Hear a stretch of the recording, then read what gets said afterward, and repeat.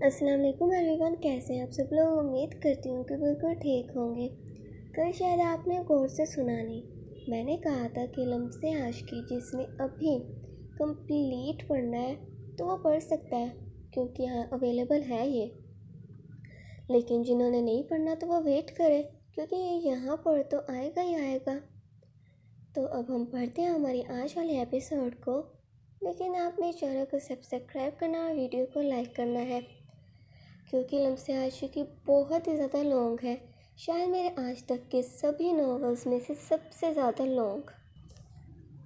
لیکن معاذ فائقہ کی باتوں سے چڑھتا اسے اٹھائے بیڈ پر دے مارا، کیونکہ ایک تو اس نے اس کی جان بچائی، اوپر سے اسے جس بات سے نفرت ہے فائقہ وہی کرنا شروع ہو گئی۔ آؤچ کرتی یار، یہ کیا حرکت ہے؟ مجھے چوٹ لگی ہے تمہاری وجہ سے۔ اپنی کمر پر ہاتھ رکھتی وہ اپنی تکلیف کو بیان کرنے لگی۔ اس لیے کہتا ہوں کہ اپنی زبان اور گھٹیا جذبات پر کنٹرول رکھا کرو۔ کیسی لڑکی ہو تم؟ تمہارے اندر شرم لجا نام کی کوئی چیز نہیں ہے کیا؟ کیونکہ ایک شریف گھرانے کی لڑکی اس قسم کی حرکتیں ہر کسی نہیں کرتی۔ کیوں شریف گھرانے کی لڑکیاں کیا شادی نہیں کرتی؟ اور ان کے کیا بچے نہیں ہوتے؟ اور تم تو میرے ہسبینڈ ہو، تمہارے سامنے اگر میں نے شرم کی تو بس، لیکن تم مرد ہو کر بھی کتنی شرم کرتے ہو۔ اتنی خوبصورت بیوی ہے تمہاری جو تمہارے لیے پاگل ہوئی پڑی ہے، تو خود کو کیوں روکا ہوا ہے؟ ٹوٹ پڑو مجھ پر اور اتنا تنگ کرو کہ میری برسوں پرانی آگ بجھ جائے۔ آخر وہ الٹا ماس کو ہی سمجھانا شروع ہو گئی، کیونکہ ہمیشہ سے ہی وہ خود کو غلط تو ہر کسی نہ ٹھہراتی تھی، بلکہ دوسروں کو ہی غلط ثابت کر دیتی۔ تم جیسی لڑکی سے بات کرنا بالکل فضول ہے، کیونکہ تمہارے دماغ میں صرف ایک ہی بات چلتی رہتی ہے۔ اگر بیوی بننے کا اتنا ہی شوق ہے تو بیوی کے اور بھی بہت سے فرائض ہوتے ہیں، پہلے اسے تو پورا کرنا سیکھ لو۔ سیکھ لوں گی وہ سب بھی، لیکن تم اپنا پہلا فرض تو پورا کر دو۔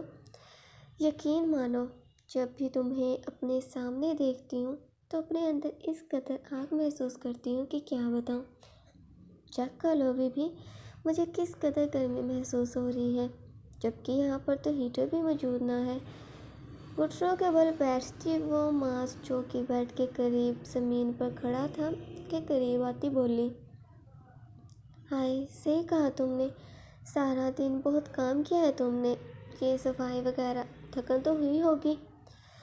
ماس کی بات پر فوراً صفائی کا ہاں میں سر ہلاتی، بہت تھکی ہوئی ہوں میں، ان سب کاموں کا انعام ہی دے دو مجھے۔ وہ بس کسی بھی حال میں ماس کو پانا چاہتی تھی۔ ٹھیک ہے، پھر تمہیں جس چیز کا شوق ہے اسے پورا کر ہی دیتا ہوں۔ تمہارے کہنے کے مطابق تمہارے اس وجود میں بے حد گرمی بھری پڑی ہے، نہ جانے کیوں۔ ماس بھی اس سے ویسے ہی باتیں کرنا شروع ہو چکا تھا، شاید فائقہ کامیاب ہو چکی تھی یا پھر وجہ کچھ اور تھی۔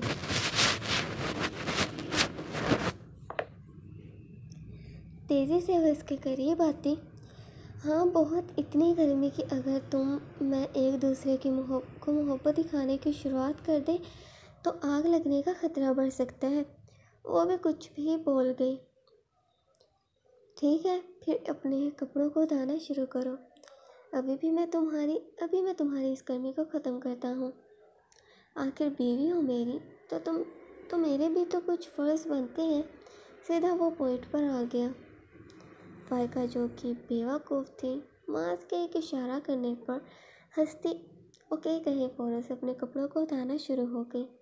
اپنی جینز شرٹ کو اتارتی، اب اسے ڈھانپنے کے لیے صرف اور صرف ایک عدد بلاؤز اور زیر جامہ ہی موجود تھی۔ وہ اس قدر بے شرم لڑکی تھی جو کہ اس لباس میں بھی ہنستی ہوئی ماس کی جانب دیکھنے لگی کہ اب وہ اپنا کام کب شروع کرے گا۔ ماس دیکھ کیا رہے ہو، اب آ بھی جاؤ یار، یا پھر ان دونوں چیزوں کو بھی میں خود ہی، اچھا ٹھیک ہے میں اتار دیتی ہوں، لیکن اس کے بعد سب کچھ تمہیں کرنا ہوگا۔ وہ اس وقت بوکھلائی پڑی تھی، اسے بس اپنی ضد پوری ہوتی دکھائی دے رہی تھی، اسی وجہ سے نہ جانے کیا کچھ کیے جائے۔ اپنے بلاؤز کے ہک کو وہ پیچھے ہاتھ لے جاتی کھولنے ہی والی تھی کہ ماس نے اسے فوراً سے روک دیا، جسے دیکھ وہ ہنسنا شروع ہو گئی۔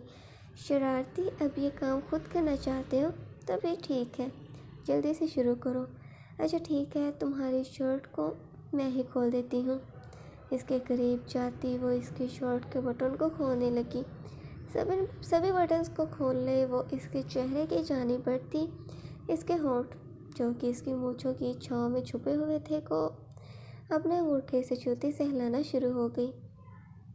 وہ ماس کو یوں چھو رہی تھی جیسے کہ کب سے ترس رہی ہو وہ اسے ٹچ کرنے کی بھی خاطر، ساتھ ہی خود اپنے ہونٹوں کو اس کے چہرے کے قریب لے جاتی اس کے گال کو اپنے نرم گلابی درمیانے سائز کے ہونٹوں کے ساتھ چھوئے اس کے ہونٹوں کی طرف جانا شروع ہو گئی۔ ماس، جو کہ اس کی ہر حرکت پر خاموش تھا، اپنا ہاتھ سائڈ ٹیبل کی جانب لے جانے لگا، ارادہ نہ جانے جہاں پر جگ موجود تھا، جسے اٹھانے کے ساتھ ہی اس میں موجود سارے کا سارا پانی فائقہ کے سر پر ڈھیل دیا۔ بے شک اس جگ میں پانی ایک گلاس سے موجود تھا، لیکن اس قدر ٹھنڈ کے موسم میں ٹھنڈا ٹھنڈا پانی اپنے وجود پر پڑتے ہی وہ غصے سے چیختی، یہ کیا حرکت ہے، پاگل ہو گئے ہو کیا؟ اس کا سارا رومانٹک موڈ ماس نے ایک ہی پل میں خراب کر دیا۔ کیا تمہیں گرمی لگ رہی تھی تو ٹھنڈا کر دیا؟ امید کرتا ہوں کہ آئندہ تمہاری ایسی کوئی ڈیمانڈ نہ ہوگی۔ بڑے ہی نارمل طریقے سے اس نے بتا دیا کہ یہ سب اس نے اس کے لیے ہی کیا ہے۔ اتنا کہیں ماس وہاں سے چلا گیا اور فائقہ غصے سے بیڈ پر ہاتھ مارتی، پاگل انسان سمجھتا کیا ہے خود کو، چھوڑوں گی نہیں اسے۔ ٹھنڈ سے اس کے دانت بھی کانپنا شروع ہو چکے تھے۔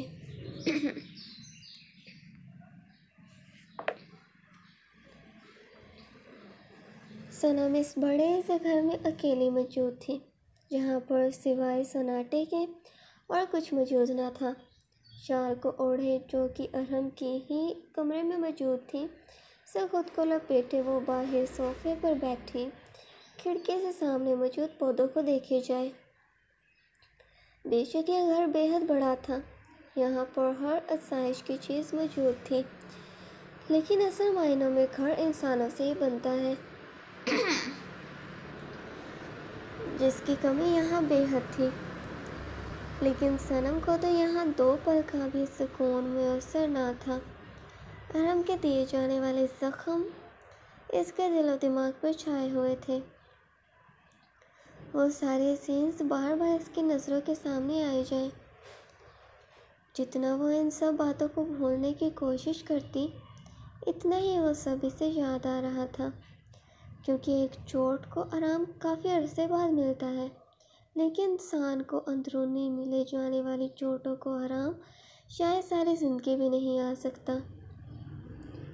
وہ اسی سوچوں میں گم تھی کہ باہر پورچ میں گاڑی کو روکنے کی آواز سنائی تھی، لیکن صنم نے پہلے تو غور نہ کیا، کیونکہ بری یادوں کی گہرائیوں میں کھوئی صنم کو کسی بھی اور بات کا کہاں ہوش تھا۔ تبھی گھر کے دروازے کو کھولے کوئی اندر داخل ہوا۔ دروازے کے کھلنے کی آواز کو سنے صنم نے فوراً سے اس کی جانب دیکھا، جہاں پر ارحم اپنے ہاتھ میں کچھ پکڑے اسی جانب ہی چل کر آ رہا تھا۔ ارحم کو اپنی جانب آتے دیکھ صنم ٹھیک طریقے سے بیٹھتی، اپنی نظروں کو نیچے جھکائے شال کو پکڑے دل ہی دل میں ڈرنا شروع ہو گئی کہ کہیں اب ارحم اسے کچھ حکم نہ کر دے۔ کیا ہوا کوکی؟ تم مجھے دیکھ کر یوں اٹینشن ہوئے کیوں بیٹھ گئی؟ اور تمہاری سانسوں کی رفتار مجھے دیکھ کر اتنی بڑھ کیوں رہی ہے، جیسے کہ تم نے کوئی مونسٹر دیکھ لیا ہو جسے دیکھ تم اتنا ڈر چکی ہو۔ صنم ارحم کی بات پر خاموش تھی، کیونکہ کچھ بھی اسے غصہ دلوانے سے بہتر ہے کہ وہ خاموشی کا ہی سہارا لے۔ اوکے ٹھیک ہے مت تو جو مجھے، کیونکہ موڈ خراب جو ہے تمہارا، بٹ تمہارے اس موڈ کو ٹھیک کرنے کی خاطر دیکھو تمہارے لیے کچھ لایا ہوں، اینڈ آئی نو تم اسے دیکھ کر ہر ناراضگی کو بھول جاؤ گی، کیونکہ تمہیں معلوم چل جائے گا کہ آئی لو یو۔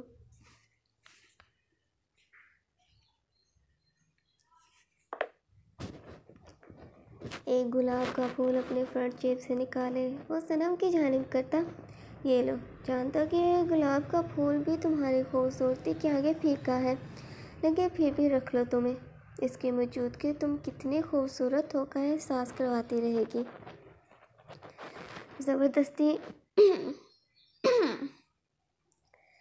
زبردستی اس کے ہاتھ کو پکڑے اس پھول کو پکڑا تھا، ساتھ ہی جو تحفہ اس کے لیے لایا تھا دینے لگا۔ آج اس کا غصہ صبح سے کم تھا، وہ فی الحال صنم کے ساتھ پیار سے بات کر رہا تھا۔